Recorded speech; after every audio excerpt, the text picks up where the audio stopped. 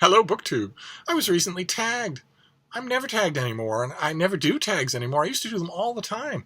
And then I stopped for reasons that I don't really understand, and now I've been tagged again, and after this tag, I doubt I'll be tagged ever. That was just too bad.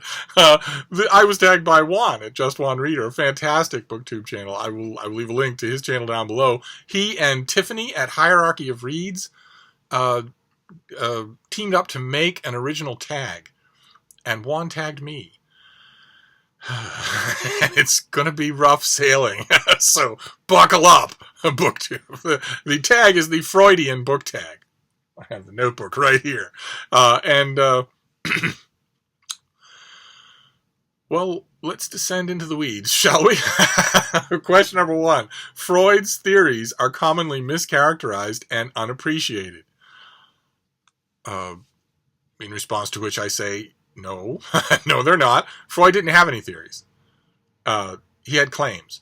A theory has to be not only testable and verifiable, but also falsifiable. If it's not any of those things, then it's not a theory.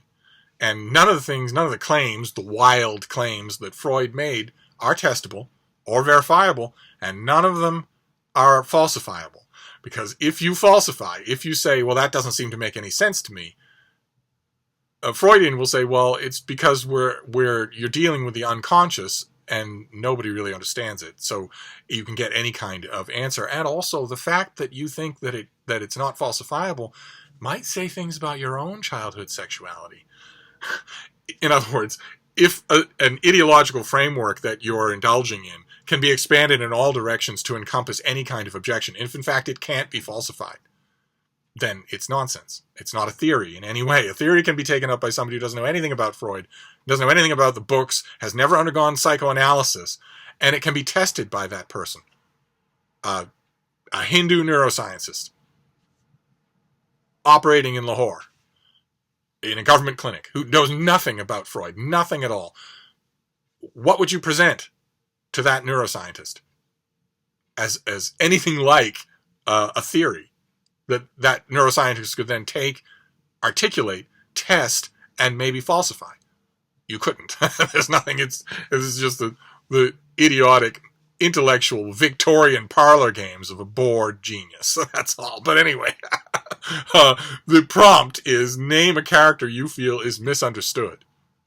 And in the spirit of Nonfiction November, a big BookTube event that's going on in the month of November, all of my answers here will be nonfiction. And the nonfiction answer for this, of course, there are an infinite number of candidates, would be the Emperor Tiberius, the Roman Emperor Tiberius, who has a split personality when it comes to the histories about him, for very good reason. For very good reason. He himself was an ingrown toenail. He was a Claudian. He was extremely intellectual, but also spiky, had a spiky personality, and didn't like a lot of the trappings of this new rule that he had inherited, only the second Roman emperor, and reacted to it in a lot of ways. He didn't just go along with what was then becoming the imperial machinery.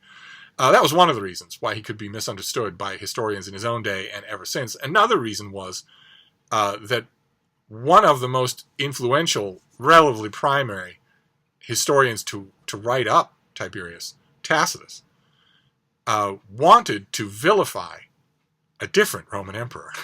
He wanted to vilify the Roman Emperor Domitian, and couldn't do it while he was writing works under Domitian's reign, so he had to vilify someone. So he vilified Tiberius in account after account after account that are either deeply ambiguous or have no factual basis whatsoever. And that has given a poisoned legacy to all later biographers. It's almost impossible to find Tiberius in the gigantic shrubbery of mytho-history that's grown up around him. So I wanted to make a recommendation. I recommend Barbara Levick's book. She wrote a book on Tiberius just recently. I think it was 25 years ago. That was quite good. If I remember, I will leave a link to its Amazon page so you can see the one I'm talking about. But I do recommend it as a way to get at Tiberius. He ruled for a long time, and that crude, rudimentary imperial machinery that he bucked against and that he inherited from Augustus, he did a lot to streamline and hammer into place, for good or ill. So he's a pivotal Roman emperor. He's worth studying. But 9 out of 10 times, even in the 20th century, you'll get people say, well, he's well known to be a tyrant. No, no. Study what he was, and then tell me whether or not the example is a tyrant. I don't think you will find that. I myself don't see it. But so Tiberius is my misunderstood character. Then we'll move on to prompt number 2. We'll hope for smoother sailing, but it's unlikely. When Freud first debuted his psychoanalysis theory, it was not well received. Naturally, it was not well received. Many were scandalized by his discovery of children's sexuality. He did not discover children's sexuality. What he did in his claim, it was not a theory, what he did in his claim was to say that all of us want to kill our fathers and have sex with our mothers. Of course there was objection. That's an absolutely obscene and scandalous thing to say. That applies to less than 1/100% of the diseased hystericals that Freud actually had any association with.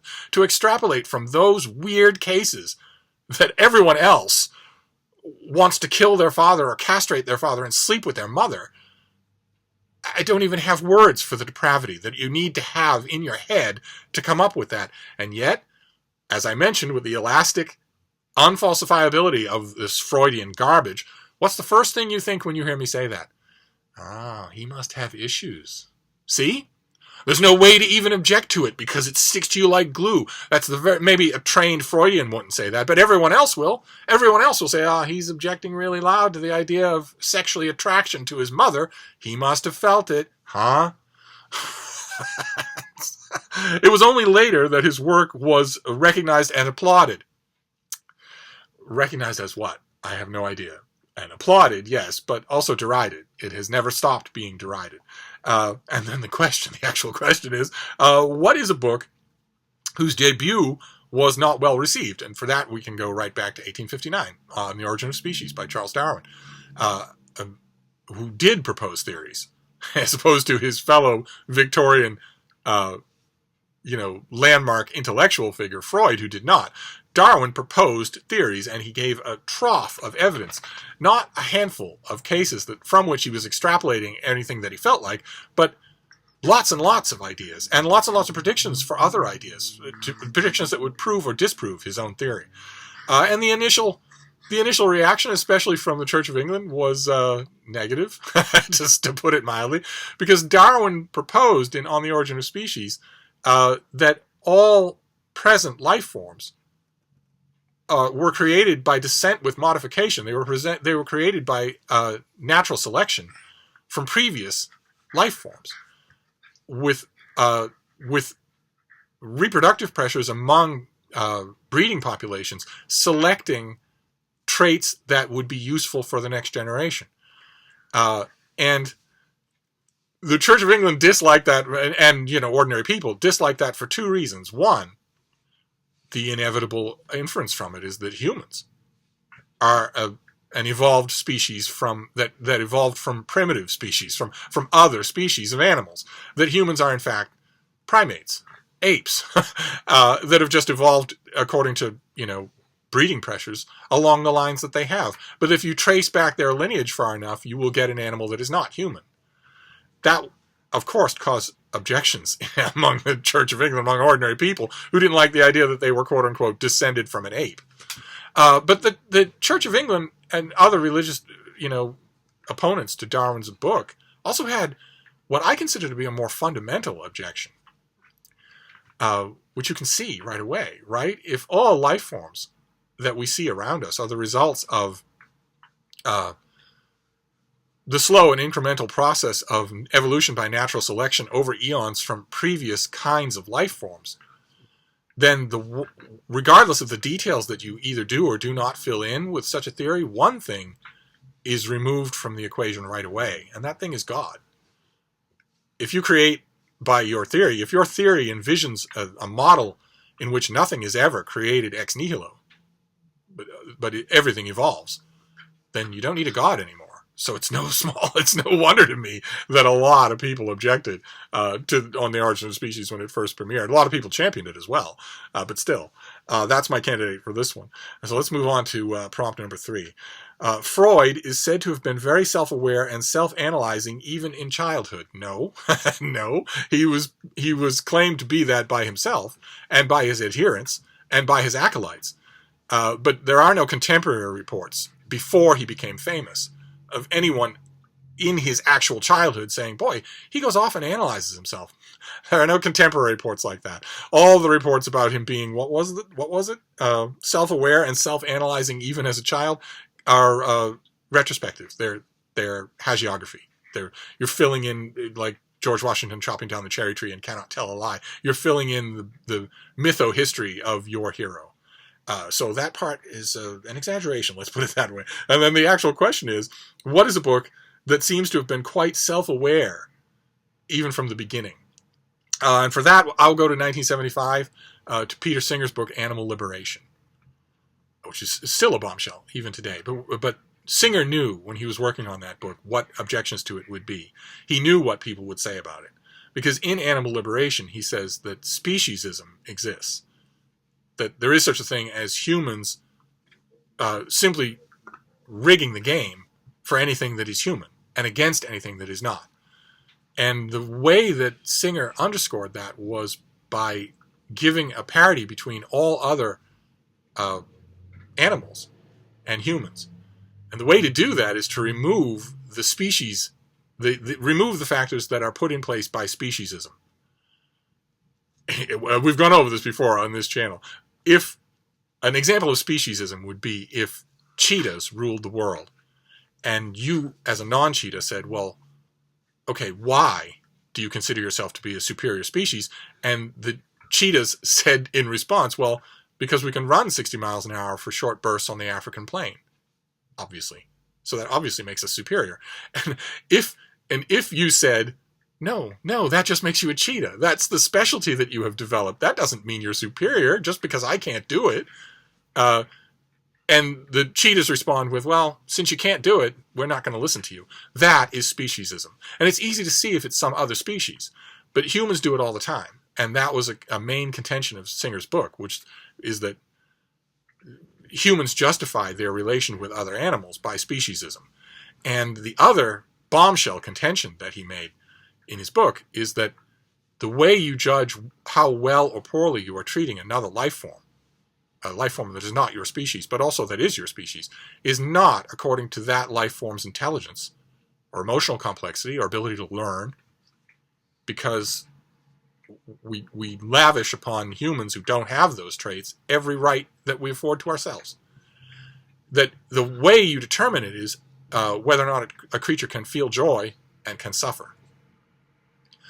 And if a creature, a fellow animal that isn't human, can feel intense joy and intense suffering, then your moral duty to that creature is the same as it is to any other animal that can feel intense joy or intense suffering. It has nothing to do with whether or not they can do math multiplication tables. It has nothing to do, in fact, in other words, with whether or not they're human. And Singer knew that contention would cause all sorts of reactions. Because he knew that there'd be someone out there who would break land speed records once they read Animal Liberation to say, so what you're saying is that a fully functioning 4-year-old pig is more valuable, more worthy of ethical consideration than a retarded human child. Because the pig is capable of more suffering, more appreciation, more enjoyment than the retarded human child who's basically a vegetable. You're saying that human child should have less ethical consideration than an adult pig. And Singer knew that his answer to that question would be yes, I am saying that. And he knew that would be a cudgel, that you could damn him with that without really considering what you were doing and without really considering whether or not you agree. So that's my answer for a book that was aware of itself from the beginning. Singer knew the bombshell that he was going to unleash in the world, and he did. It did have that effect, and it still does. It still does. I don't know of anyone who reads Animal Liberation, even in the 21st century, who comes out of it neutral and just says, "Oh, what a funny old book." It still works on you. So let's see. Let's move on. Some of the prompts here are extremely wordy. So just so you know, this isn't me. This is the tag. Number 4. While many aspects of Freud's theories are still used, he didn't make any theories. He made claims.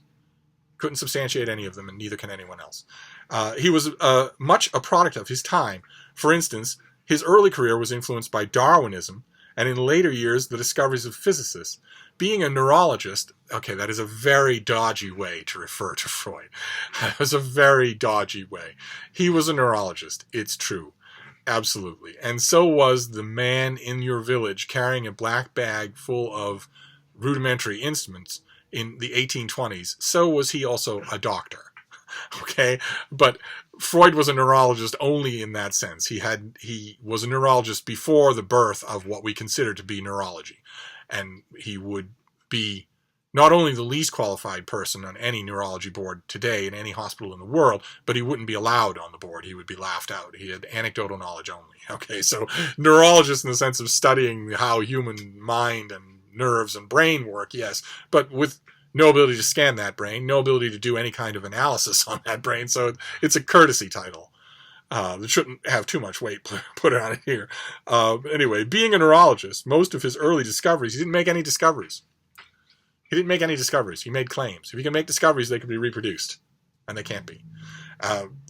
Being a neurologist, most of his early discoveries were influenced by medicine and biology. No, they weren't.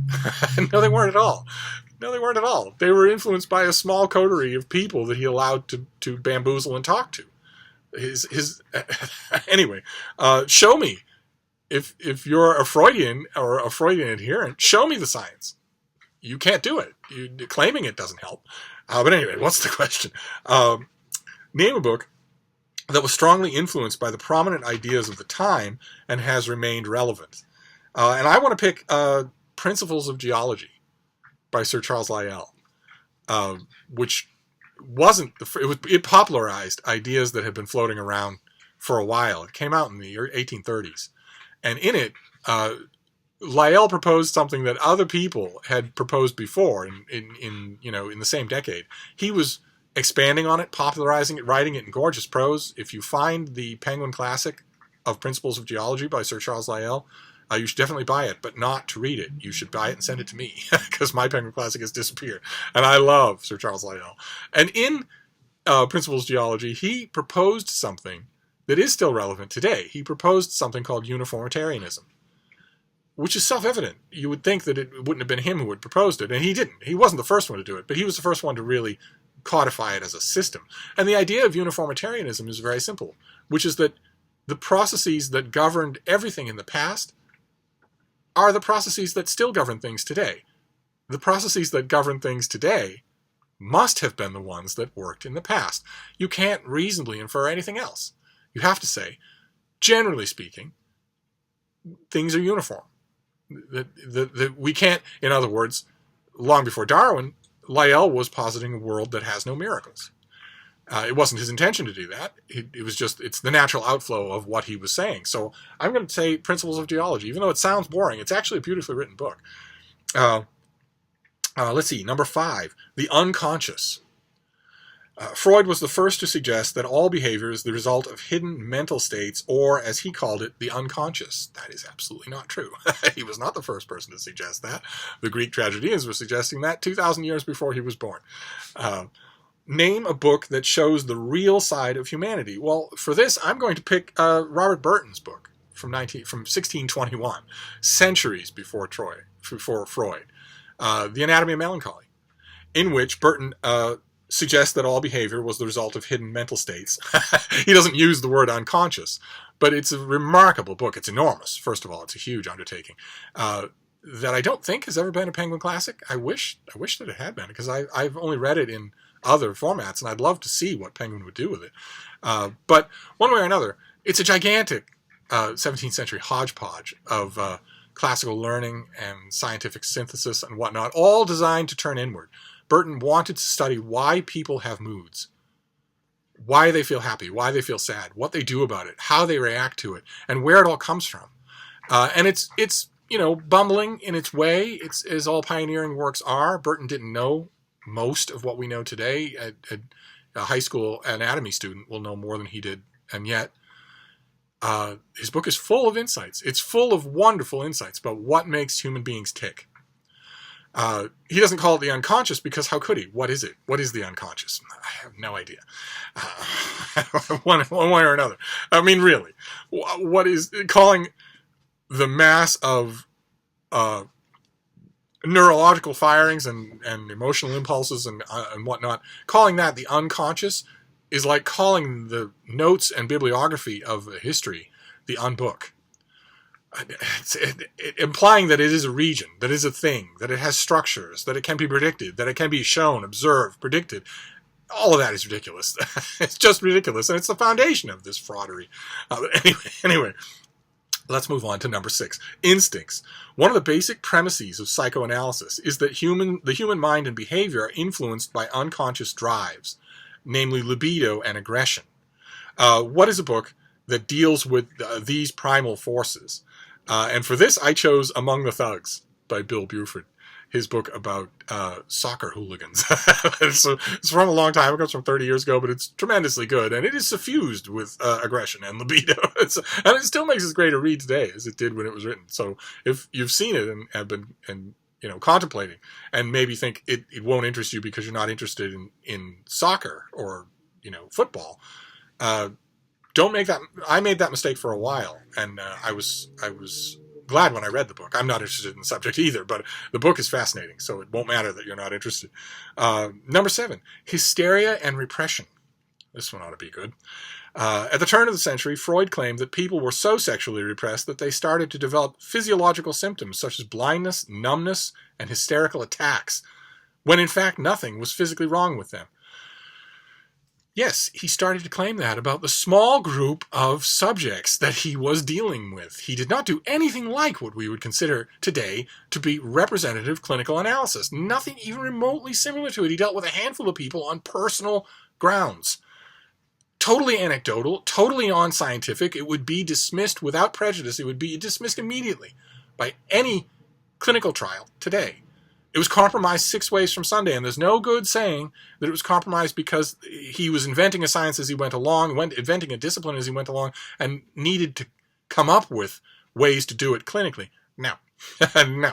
There were plenty of clinical studies of insanity in his own day. He knew perfectly well that he was ignoring those rules in order to talk to people about their personal lives, their personal stories, and the more outre, the better.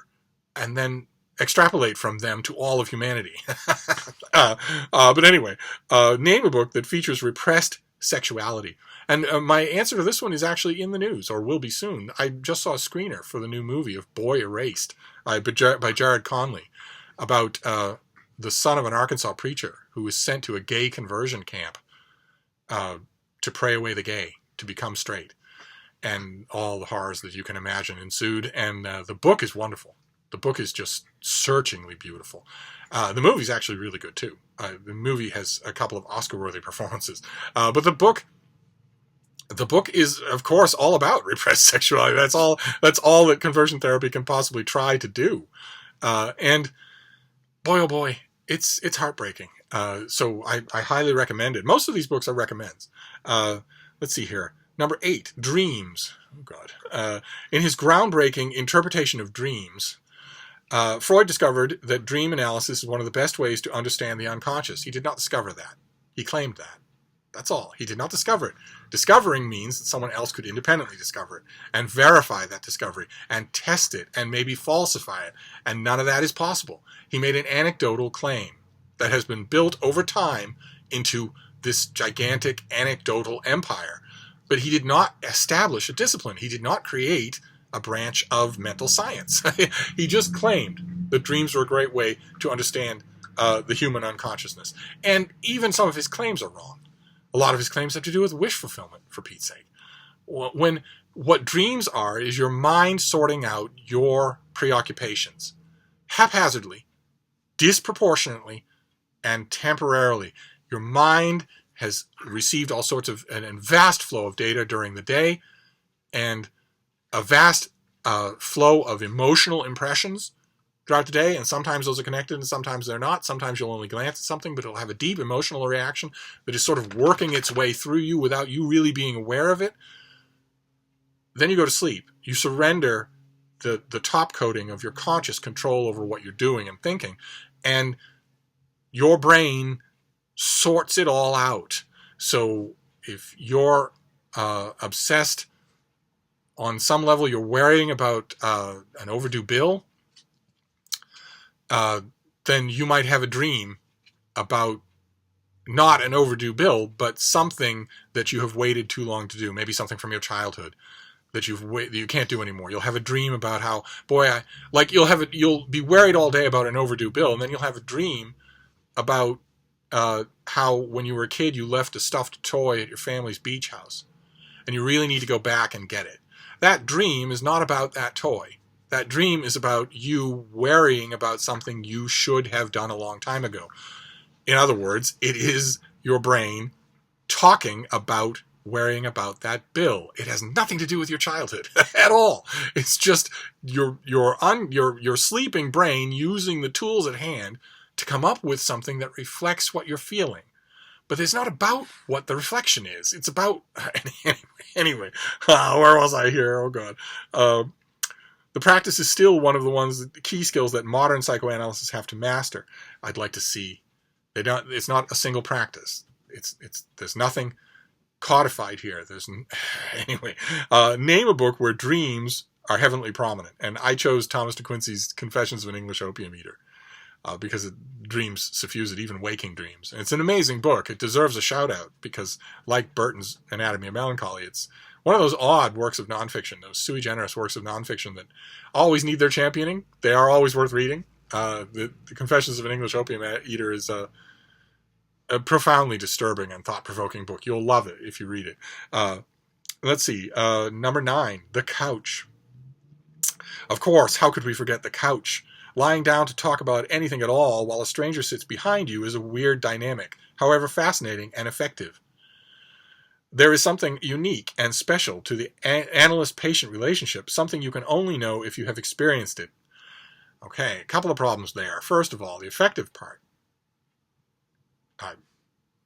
You only need to scratch the surface of Freudianism to come up with countless stories of people who have been in analysis for 40 years, 50 years. That's not effective. As a treatment, as an approach to anything, that is not effective. That is manifestly not effective. That is manifestly ineffective. Maybe even counter-effective if something is going to last that long. So calling it effective, you can claim that, but it's not. Psychotherapy has, even in the very few, very scattered, relatively objective analyses of how effective or ineffective it is, it has abysmal success rates. So in terms, if by success you mean that the person will be well adjusted to their relation with their unconscious. But again, the whole mess of it is not falsifiable because the unconscious is not quantifiable, so you can never know whether or not it's effective. You can never know whether or not you're done, which is certainly good news for people who make their living off being psychoanalysts. But one way or another, name a book with an interesting, weird, or unique relationship. For this, I'll mention something I've shown on this channel once before. It's One Man's Owl by Bernd Heinrich. He's an ornithology specialist and a nature writer, and he, at one point, years and years and years ago, encountered a baby great horned owl and decided to raise the baby great horned owl, and they had a relationship between the two of them. And they learned a lot about each other. It's an amazing book. And then at one point in the book, Heinrich decides to give up the bird to an animal sanctuary, and the bird is miserable. And not because the bird is in a new environment, but because the bird misses him, and he misses the bird. So they reunite, and the book is it's emotionally wonderful, but it's also fascinating as a cross-species type thing. I love this whole little industry of books about people, of humans forging relationships with owls. I love a lot of them, and this is one of the big ones, one of my favorite ones. So I'll choose that one, and I'll list all these books down below. And then number 10, where we got to the end. Oh, God. We got to the end. Freud has been seriously misunderstood by many since his day. A classic Freudian adherent thing to say is that people who think that Freudianism is garbage do not understand it. That is a classic gambit. It drives me up the wall. I have read this man's work in English and in the original. I've read it many times. I've read many accounts of it, many studies of it. I've read many histories and biographies of him. I know every detail about the social life of his time. I do not misunderstand Freudianism. I just deride it. It is absolutely ridiculous, a complete sham from start to finish. It's not that because I disagree with it, I must not understand it.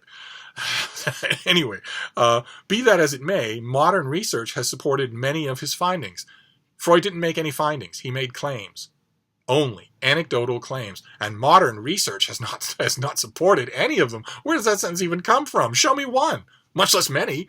Show me one thing that modern research has scientifically falsifiably proven Freud was right about. Show me one thing, one claim. There isn't one. So I don't know where that sentence comes from. Today, psychoanalysis is a strong field with more and more people training to become psychoanalysts. That's just factually false. Psychoanalysis is in decline. Fewer and fewer people are training to be psychoanalysts for a very good reason. Because it doesn't work. Because you go into psychoanalysis and you never come out of it again. Because it doesn't solve any of your problems. Whereas if you, for instance, suffer from some sort of neurochemical problem, now neurochemical science has advanced to the point where maybe you can get help from there, but not from your Freudian analyst you visit every week. Not from that, but from medical treatment of what was a medical problem all along. And so that has skyrocketed. The prescription of pills, the putting people on a medical regimen has skyrocketed. And some of it's effective. I think most of it's not. Most of it is poorly or misdiagnosed. But Freudian analysis is not growing. It's not a booming field. It's an anachronism. It has long since been debunked as an utterly fraudulent thing. People realize that it doesn't work. If you were a parent and you had a teenage kid who said that he was hearing voices, or that he was sexually fixated on his sister, would you say, well, we'd better sign you up with a Freudian therapist? No, of course not. You would get his neurology checked out right away to see if he needs medication. Anyway, so number 10, more than most of the other prompts, is just factually wrong. What is the question, though? Name a book or author that makes you hopeful about the future. Well, this one's easy. It's Alan Weisman's book, The World Without Us, in which he posits what would happen if all of humanity disappeared instantly in toto in 1 minute.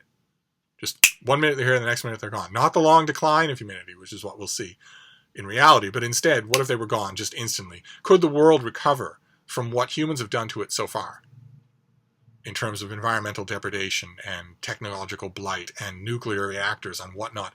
And his answer, I might have quibbles with it here and there, but his answer is yes. And is not just yes, but a resounding yes. That not only would the world recover, but that it would recover quickly.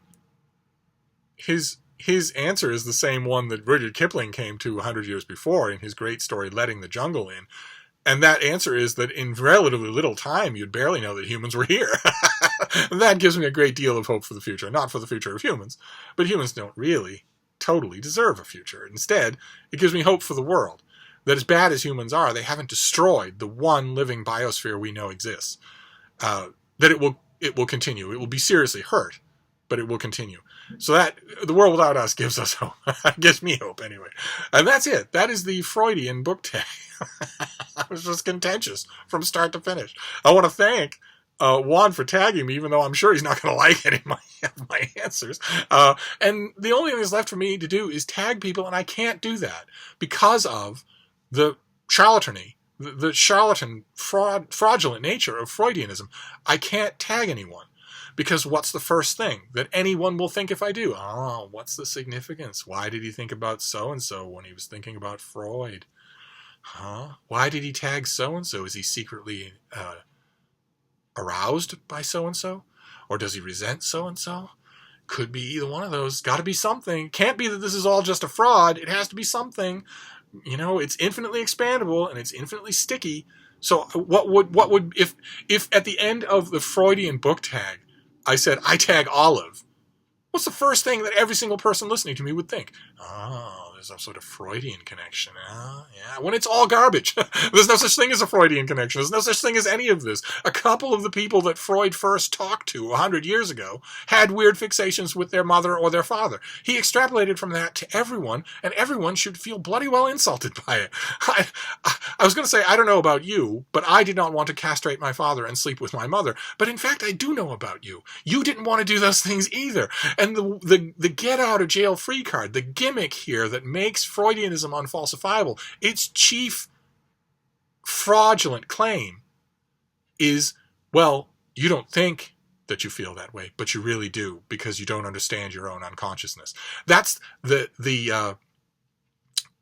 charade at the heart of Freudianism, is to say your behavior is not known to you. Your inner heart, the inner source of your motivations for what you do and don't do, what you like and don't like, is not known to you. But for a certain amount of money per hour and a certain number of visits per week, I can make it known to you because it's known to me. Hogwash. Absolute hogwash from start to finish. I'm not saying there aren't all sorts of unplumbed depths to anyone's mind. Yes, of course, things work on us and need time to get to the surface. And sometimes we work against that and bury them down below. But we can still figure that out, and a stranger can't.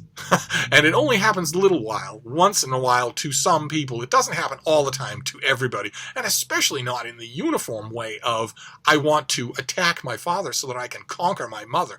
That's obscene. Absolutely obscene. That is Victorian sexual dysfunction at its absolute peak.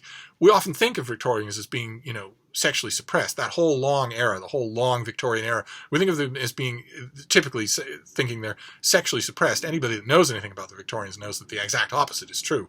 They were free-thinking and emotionally adventurous pioneers in almost every endeavor of human existence, including sexuality. But some of them were. Some Victorians were extremely socially warped and repressed. And not only did Freud associate with those people and extrapolate from a small number of them into his wild claims about the rest of humanity, but he was himself. So the whole of it has just become this enormous, multifaceted cult that doesn't deserve serious intellectual consideration from anybody.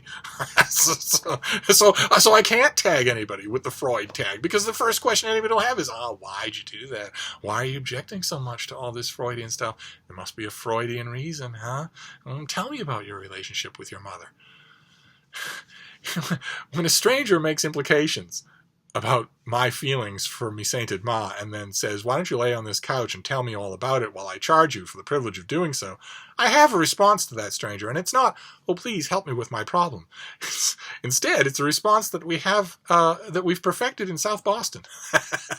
And it's a response in which I would tell you to go do something. I can't say what that is on this channel, and I'm not sure that it's physiologically possible, but I would still suggest it.